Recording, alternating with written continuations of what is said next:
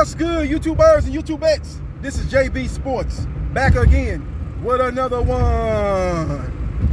TGIF. Boxing writer Dan Vasyl, aka Fat Dan, is reporting on this Twitter page that Vasyl Lomachenko, who's a top 10 pound-for-pound fighter, will be back in that square circle. He'll take on Commey on December 11th. That is Heisman Trophy night on ESPN. That fight will follow the Heisman Trophy ceremony. It will piggyback after the Heisman Trophy ceremony. That means it's going to get some strong ratings, some very good ratings. You know, you got Vasyl Lomachenko, along with Terrence Bud Crawford, is the top names under top-ranked boxing. I think the last fight they had was 2019. I don't think they had a fight last year because of the COVID-19 pandemic. So the last time they had a fight going on after the Heisman Trophy ceremony was 2019 when Terrence Bud Crawford took on Igor Kavalauskas. If I'm not mistaken, they might have did have one on December 11th last year. Maybe it probably was in the bubble. I can't remember, so don't quote me on that. They might have did have a fight last year. Don't remember. Whatever the fight was, it wasn't a fight that had the big names under the top-ranked boxing. The two big names in Terrence Bud Crawford and Vasyl Lomachenko. Now this is going to be a domino effect, this fight between these two. Obviously, they're not going to be able to get in Vasyl Lomachenko versus Teofimo Lopez. He's going to be tied up with Kambosos. Trilla's Ryan Kavanaugh came out recently, I think a day or two ago, and said, look, if the fight happens, it's going to happen in Australia. So Teofimo Lopez don't want to go to Australia because he don't want to have to go through that 14-day quarantine. They rather make Kambosos come over here and fight in the U.S. Now, when they first started talking about this fight, Teofimo Lopez and his dad, Lopez Sr., was very keen on going to Australia. They was bragging about having 60,000 fans in attendance, and they were very excited. I don't know what they changed since then and now, but they don't seem to be keen on going to Australia. I think it's mainly because of that 14-day quarantine. So that's some of the things that domino effect is the reason why you're seeing Vasyl Lomachenko, who don't want to sit around and wait. He wants to kind of stay active, not knowing the situation that's going on with Teofimo Lopez in his next fight. So he's going to basically take on a credible opponent. It's Commey. And that's an opponent that's been in there with some top names in the lightweight division. Commey has fought Robert Easter Jr. He fought the dude from Russia, Kavalauskas. He's been in there with Teofimo Lopez. He's been there with some top names. So, you know, you heard his name bannered about as a potential matchup with current WBC lightweight champion Devin the Dream Haney. He got on his social media page and basically raised his hand saying, Devin the Dream Haney, you having problems securing an opponent? I'm the man that you're looking for. I'm the man of the hour. I will get in that square circle. We can make it happen. Your people call my people, and we can do that damn thing. It's basically what Commey said. But now, that wasn't number propaganda. You know, in the background, his people was actually negotiating with top-ranked boxing matchmaker and the CEO of top-ranked boxing, Bob Arum, and they negotiated and brokered a deal for December 11th. That's a good prime-time slot for Commey. This is going to be his highest-profile fight of his career, taking on Vasyl Lomachenko on Heisman Trophy night. So that's a little bit of news coming out of boxing today, man. So we will see what happens, and we will see what transpires. But you know, the person that's going to be potential on the outside looking in is Devin the Dream Haney, because another potential opponent that fell by the wayside.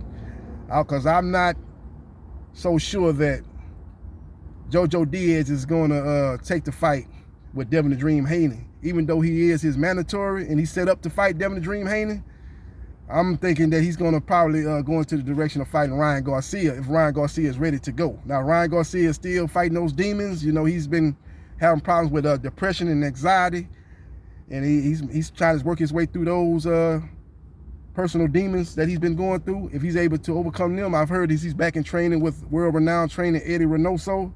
So if he's able to get back in training, they talking about making that fight happen in November in the Staples Center in Los Angeles, California. So if that's the case, that's another opponent that will fall by the wayside for Devin the Dream Haney. That'll be the second consecutive mandatory opponent that then pulled out of the potential matchup with Devin the Dream Haney, and then he'll have to go look for in search of another opponent.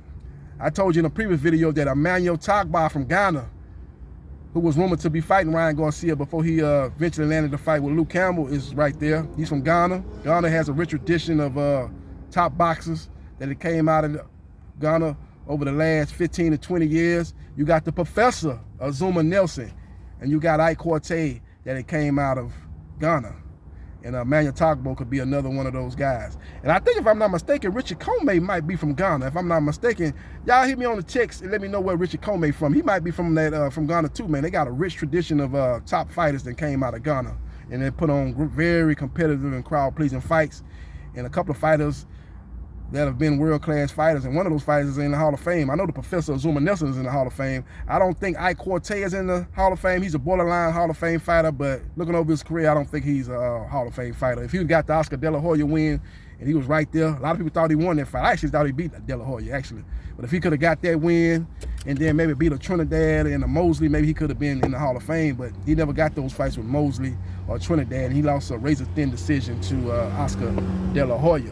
Let me know your thoughts about Vasyl Lomachenko versus Richard Commey for December the 11th on Heisman Trophy night on ESPN. I think Vasyl Lomachenko would dissect and dismantle Richard Commey. Richard Commey is straight up and down, no special effects. He's got basically, he's a traditional orthodox type of fighter, man. He's looking to, you know, set up that jab and set up that right hand off the jab. That's basically what he's looking to do. You know, shoot that left jab out there and then set the right hand up. He's got a real good right hand, man. He's a guy that's a very active fighter. He's a volume puncher, man. He's a guy that's a seek and destroy type of guy, but Vasyl Lomachenko's got too many wrinkles to his game for Richard Commey. He got too many tools in his toolbox, and I think he would dissect and dismantle and maybe ultimately make Richard Commey wave that white flag like he's done opponents of the past, you know, the Nicholas Walters of the world, the Regendals of the world, made them quit. I think this could play out in a similar fashion, you know, basically make his fighter dismantle his opponent, you know, and just basically put his opponent in a state of, I have no answers for the questions that Vasyl Lomachenko is presenting in this ring, and I'm just gonna wave that white flag, basically get in that fetal position. And I think that's what's gonna happen in this fight, man. Richard Commey's got a lot of heart, man. He's got a lot of mental fortitude, but he just don't have the weapons, man. He's basically bringing a knife to a Uzi fight, not a gun fight, but he's bringing a knife to a AK-47 Uzi fight, basically, is what's going on December 11th. So we will see what happens, and we will see what transpires. Let me know your thoughts about this matchup. Do you like the matchup, or do you rather see Vasyl Lomachenko take on a Devin the Dream Haney? That would have been a good fight on December 11th, but Devin the Dream Haney is a free agent. He seems to be loyal to Eddie Hearn. Bob Arum will definitely, if he make that fight happen with Haney and Loma, will want futures on Devin Haney.